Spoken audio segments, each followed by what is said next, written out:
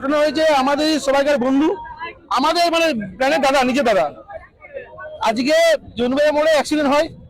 Accident হওয়ার পর আমরা পুলিশে কিভাবে হয় সেটা বল। বা একটা বাস পিছনে, বাসটা সাইডে দাঁড়িয়ে ছিল, বাসটা পিছনে দিয়ে মেরে দিয়েছে। এবং কি এটা খালাসি ছিল, ড্রাইভার ছিল, তা সত্ত্বেও কি হিসাব হয় এটা? ভিডিও ফুটেজ দেখে আমরা যখন বডিটা নিয়ে যাই, মানে দাদাকে যখন নিয়ে যাই হসপিটালে, মিথ্যা বলে ঘোষণা করা দিয়ে দেবো। আমরা সেই মতে বাসে হয়েছে, বাসে যাই, বাসটা দেখছি, বাসটাকে অলরেডি পুলিশের মানে প্রোটেকশন দিয়ে রেখেছে, সেফটি করে রাখা হয়েছে বাস স্ট্যান্ডে। আমরা বলে তাহলে বাসটা এখানে আছে, তখন আমরা বাস অবরোধ করি, বাস বেরোতে না দিই। তারপর আমাদের বলা হয় 3টের সময় বলা হয় আমাদের অ্যারেস্ট হয়ে গেছে। অ্যারেস্ট হয়েছে বললে 1 ঘন্টার মধ্যে ঢুকে যাবে বাঁকুড়া থানার মধ্যে। ওরা অ্যারেস্ট হয়েছে 3 ঘন্টা হয়ে যাবে স্যার, এখন পর্যন্ত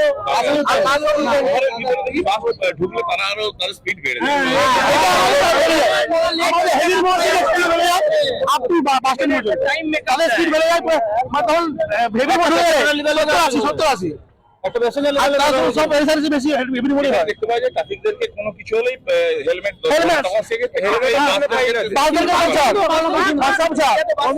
যা কিছু আছে বাইকে যাচ্ছে, পিছনে ছবি তুলে দিচ্ছে, জানে না সে কোথায় যাচ্ছে, কি পারপোজ যাচ্ছে। আরে দেখো জিজ্ঞাসা করুন, সে তো কোনো বিপদে যাচ্ছে।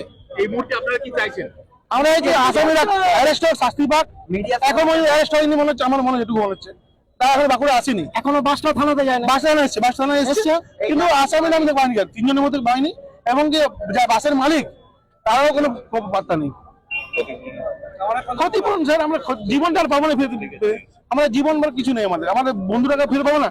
আগামী দিনে কোনো মায়ের করলে মানে খালি না হয়, এটা বেশি কিছু বলবো না। আগামী দিনে কোনো মায়ের কোল খালি না হয়। বাসের রেসারেসি, বাস আমাদের কি করে যখন লেট করে তখন ব্যাপার না, টাউনে ঢুকলে আর এমন দেখায় সুপার বাস, অথচ ঘরের দুয়ারেও দাঁড়ায়।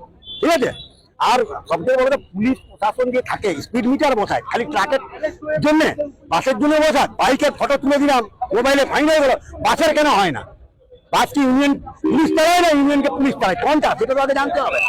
শহরের ভিতরে এত স্পিডে গেল সেটা স্বাভাবিক, সত্যিকার আপনারা লক্ষ্য করুন, আপনারা লক্ষ্য করুন যে সত্যিকারে যে চায়ের দোকান এসে গাড়ি দাঁড় করি রাস্তায় এনকারেজমেন্ট করে যে ব্যবসা করছে, ব্যবসা করুক, ভালো একটা ইয়া করুক, স্ট্যান্ড করুক, যেখানে গাড়ি দাঁড়াবে, সাইকেল দাঁড়াবে, আর রাস্তায় একটু চওড়া এনকারেজমেন্ট করে তো একদম যাচ্ছে না। ওই ছেলেটা কোনোদিন কারণ ধীরে হেলমেট পরেছিল, এখন প্রশাসন হয়তো বলতে পারে হেলমেট পরেছিল অ্যাক্সিডেন্টে মারা গেছে, হেলমেট ঘুরা হয়ে গেছে, তাহলে পেছন থেকে বাসটা মারছে, সেটাকে ভাবতে হবে তো। বাসটার হয়তো কত তাড়া ছিল, তো বাস স্ট্যান্ডেই ঢুকতো না, অন্য কোথাও যেত। সে তো বাস ঢোকার থেকে রুট নয়, বড় বলছে পারমিট চেক করবো আজকে, স্যার বলেছে। এ ছিল জানি একজন ভদ্রলোক বলেছে পারমিট চেক করবো এদিকে ঢোকা, এদিকে কোনো বাস ঢোকার নিয়ম নাই। কিভাবে ঢুকলো?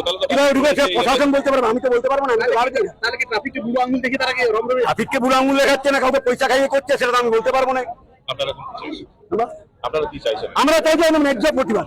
আজকে একজন মারা গেছে, পরের বার যেন কেউ না মারা যায়, আমার ভাই হোক, পরে হোক। হ্যাঁ, বাস। আপনার নাম? আমার নাম ডাবলি শর্মা।